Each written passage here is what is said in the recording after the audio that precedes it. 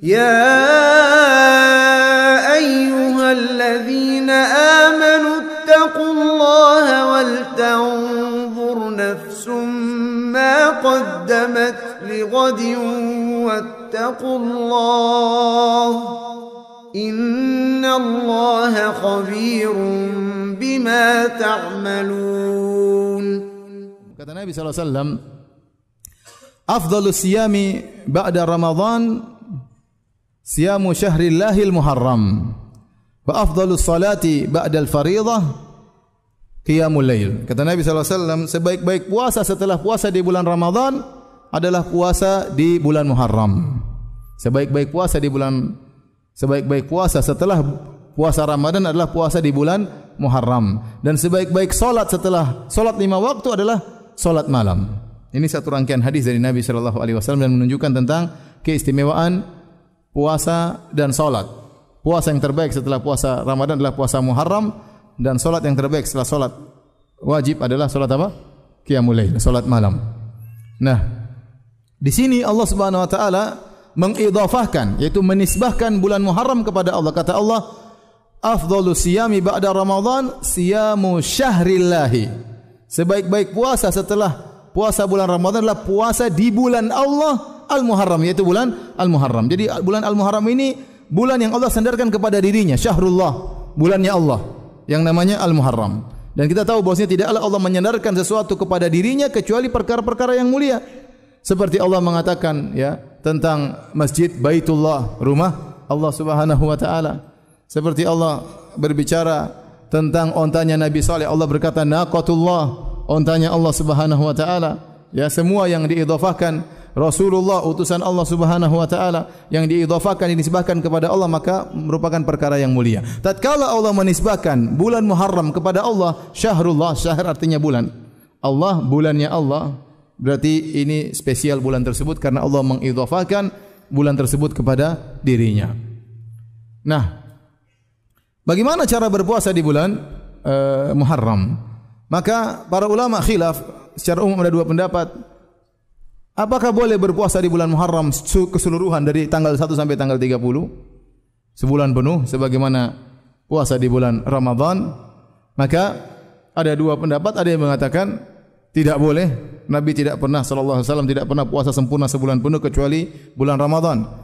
Maka tidak boleh kita berpuasa hari terbanyak di bulan Muharram, 20 hari oke, 25 hari oke, 27 hari oke. Tapi jangan 30 hari, jangan sebulan penuh. Ini pendapat pertama. Pendapat kedua, ini pendapat yang lebih kuat bahwasanya boleh berpuasa sebulan penuh di bulan Ramadan. Karena Nabi mengatakan sebaik-baik puasa setelah Ramadan puasa bulan Muharram.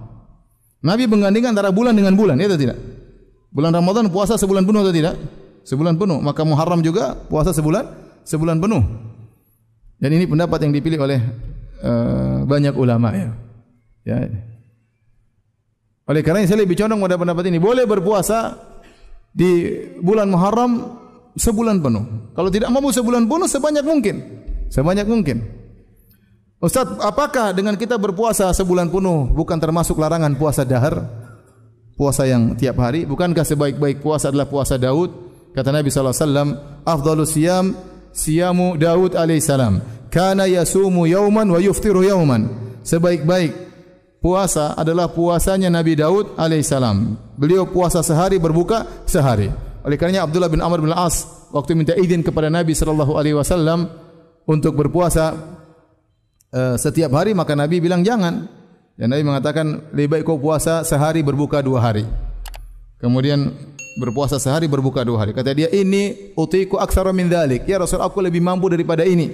Akhirnya kata Nabi sallallahu alaihi wasallam, sum yauman wa aftir yauman. Puasalah sehari, berbukalah sehari. Kata dia, ya Rasulullah, aku lebih mampu daripada ini. Kata Nabi, tidak ada yang lebih baik daripada ini. Yang terbaik itu puasa sehari, berbuka sehari. Itu yang terbaik.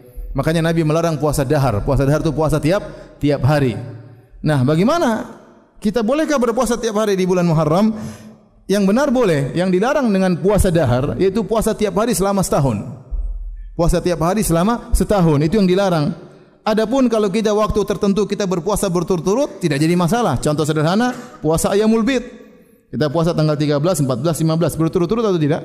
Berturut-turut. Contohnya seorang ingin puasa di awal hari Dzulhijjah, tanggal 1 sampai tanggal 9 berturut-turut, boleh kata para ulama, waktu-waktu tertentu. Contohnya seorang puasa bayar kafarah, syahraini mutatabi'ain, puasa 2 bulan berturut-turut, enggak ada masalah. Ya. Contohnya bulan Ramadan, puasa berturut-turut ya. Jadi yang dilarang adalah puasa berturut-turut selama sampai setahun. Adapun kita mengkhususkan pengin puasa sebulan penuh di bulan Muharram, maka ini diperbolehkan.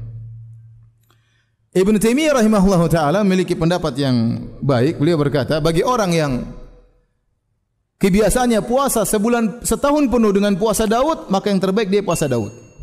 Meskipun di bulan Muharram tetap puasa apa? Daud. Jadi dia bulan di bulan Muharram dia puasa sehari, berbuka sehari, berbuka sehari, berpuasa sehari, berbuka sehari. Kenapa? Karena kebiasaan dia adalah puasa selama apa? Setahun. Maka dia tetap menjalani puasanya Nabi Daud alaihissalam. Tapi bagi orang yang tidak biasa puasa Daud, maka dia boleh berpuasa sebulan penuh. Dia boleh berpuasa sebulan penuh di bulan Muharram. Kalau seorang tidak mau berpuasa sebulan penuh, paling tidak hari yang terbanyak, dia boleh berpuasa kapan saja. Senin, Selasa, besok mau puasa, lusa mau puasa, hari apapun mau puasa, enggak ada masalah di bulan Muharram. Paling tidak kalau dia tidak bisa hari terbanyak, maka dia puasa di hari-hari yang merupakan hari-hari sunnah yang dianjurkan secara khusus, seperti Senin Kemis, kemudian Ayyamul Bid. Paling tidak dia biasa puasa Senin Kemis kali 4 minggu 8 hari plus Ayyamul Bid Senin Selasa Rabu 3 hari berarti berapa? 2 kali 4 8 tambah 3 11 hari. Lumayan, cukup banyak ya. Ya, kalau dia mau puasa tiap hari juga enggak ada masalah. Kemudian yang sangat ditekankan pada bulan Muharram adalah puasa Asyura, puasa tanggal 10 Muharram. Ini sangat ditekankan. Rasulullah SAW bersabda, "Wasiyamu yaumi Asyura ahtasibu 'ala Allah an yukaffira as-sanata allati qablahu." Kata Nabi SAW, dan puasa hari Asyura, aku berharap kepada Allah akan menghapuskan dosa-dosa setahun sebelumnya. Dosa-dosa setahun sebelumnya. Jadi orang kalau berpuasa di hari Asyura, maka akan diampuni dosa-dosa setahun sebelumnya. Ini sangat utama, ya. Sangat utama. Adapun sejarah puasa Asyura, maka melalui 4 tahapan. Tahapan pertama, Nabi berpuasa Asyura ya di Mekah, dan orang-orang musyrikin Arab jahiliyah mereka juga berpuasa di hari Asyura. Nabi sudah berpuasa semenjak Nabi di Mekah. Kemudian tahapan kedua, waktu Nabi SAW berpindah ke kota Madinah. Waktu Nabi berpindah ke kota Madinah, Nabi mendapati orang-orang Yahudi mereka berpuasa di hari Asyura. Kata Ibn Abbas radhiyallahu ta'ala anhuma, qadiman Nabi sallallahu alaihi wasallam al-Madinata fawajada al-yahuda tasum. Nabi mendatangi kota Madinah dan Nabi mendapati orang-orang Yahudi berpuasa. Nabi bertanya, "Ma hadzal yaum?" Ini hari apa yang kalian puasa wahai orang Yahudi? Kata orang Yahudi, "Hadza yaumun salih." Ini adalah hari baik. "Hadza yaumun najjallahu Musa wa qaumahu wa aghraqa Fir'auna wa qaumahu." Ini adalah hari di mana Allah menyelamatkan Nabi Musa dan pengikutnya dari kejaran Fir'aun dan bala tentaranya, dan Allah menenggelamkan Fir'aun dan bala tentaranya pada tanggal 10 Muharram. Fasamahu Musa syukran lillah. Maka Nabi Musa alaihissalam pun bersyukur dengan berpuasa kepada Allah sebagai bentuk syukur diselamatkan oleh Allah Subhanahu wa taala, ya. Maka kata Nabi SAW, "Nahnu aula bi Musa minkum." Kami orang-orang Islam lebih utama mengikuti Musa daripada kalian. Kenapa? Karena Nabi Musa bertauhid, kami juga bertauhid. Kalian melakukan kesyirikan.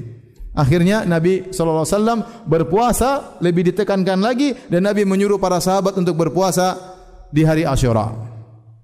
Bahkan tatkala itu puasa hari Asyura hukumnya wajib. Puasa hari Asyura hukumnya wajib sebelum datang bulan Ramadan. Sebelum disyariatkannya puasa bulan Ramadan. Jadi puasa Asyura pernah hukumnya wajib. Nabi mengirim orang-orang untuk memberitahukan agar kaum muslimin berpuasa di hari Asyura. Ini fase yang kedua. Fase yang ketiga, tatkala diwajibkan puasa Ramadan. Ya ayyuhalladzina amanu kutiba alaikumusyiyamu kama kutiba alladzina min qablikum. Wahai orang beriman, diwajibkan sekalian berpuasa sebagaimana diwajibkan atas orang-orang sebelum kalian. Itu puasa bulan Ramadan. Tatkala diwajibkan puasa bulan Ramadan, jadilah puasa Asyura yang tadinya wajib menjadi sunnah. Menjadi apa? Sunnah. Ini tahapan yang ketiga. Dan Nabi setiap tahun berpuasa bulan Ramadan, dan dia juga berpuasa di hari Asyura. Kemudian waktu Nabi di akhir hayatnya, di tahun 10 Hijriah atau 11 Hijriah di akhir hayatnya, maka beliau berangan-angan untuk berpuasa tanggal 9 juga, Tasu'a. Digandingkan dengan tanggal 10, Asyura. Maka Nabi SAW berkata, la in ishtu ila qabil la asumanna tasi'. Kalau saya masih hidup tahun depan, saya akan puasa tanggal 9 juga bersama tanggal 10. Dan Nabi meninggal dunia, tidak sempat melaksanakannya. Ini namanya sunnah cita-cita Nabi SAW. Nabi ingin melakukannya dan Nabi tidak sempat melakukannya, tapi kita tahu itu keinginan Nabi SAW, maka kita kerjakan. Oleh karenanya, tahapan yang terakhir, yang final, tahapan keempat, maka dianjurkan puasa Asyura tanggal 10 disertai dengan sebelumnya tanggal 9 Tasu'a. Dan ini yang terbaik. Namun jika seorang hanya puasa tanggal 10, tidak tanggal 9, hanya tanggal 10, maka dia telah mendapatkan keutamaan puasa hari Asyura, yaitu diampuni dosa-dosanya selama setahun sebelumnya. Tapi kalau dia ingin yang terbaik, maka dia gandengan dengan tanggal 9 pula sebagaimana yang dicita-citakan oleh Rasulullah sallallahu alaihi wasallam. Inilah tentang puasa Asyura, ya. Adapun puasa tanggal 11, maka datang dalam hadis, tapi hadisnya dhaif. Maka yang dianjurkan cuma tanggal 9 dan 10 atau tanggal 10 saja. Atau tanggal 10 saja. Sebagian ulama mengatakan kalau tidak sempat tanggal 9, tanggal 10, tanggal 11. Tapi kita katakan dalil yang datang cuma tanggal 9 dan 10. Kalau tidak bisa tanggal 9 dan 10, maka tanggal 10 saja. Tapi kalau ingin puasa tanggal 11, 12, enggak ada masalah karena dia termasuk hari-hari di bulan Muharram, ya. Tetapi yang disampaikan oleh Nabi secara khusus yaitu tanggal 9 dan tanggal 10 Muharram. Baik. Ini dalil yang datang secara khusus tentang ibadah khusus di bulan Muharram. Selain itu tidak ada dalil-dalil yang khusus menjelaskan tentang ibadah-ibadah tertentu. Tidak namanya salat Muharram, ya. Tidak ada namanya sedekah Muharram, ya. Tidak ada namanya nikah Muharram, tidak ada. Enggak ada. Cuma datang secara khusus adalah puasa. Selainnya kita beribadah secara umum, mau sedekah, mau salat malam, mau apa terserah. Ya, selama di bulan Muharram ibadah lebih utama. Tetapi yang datang secara khusus adalah puasa, ya.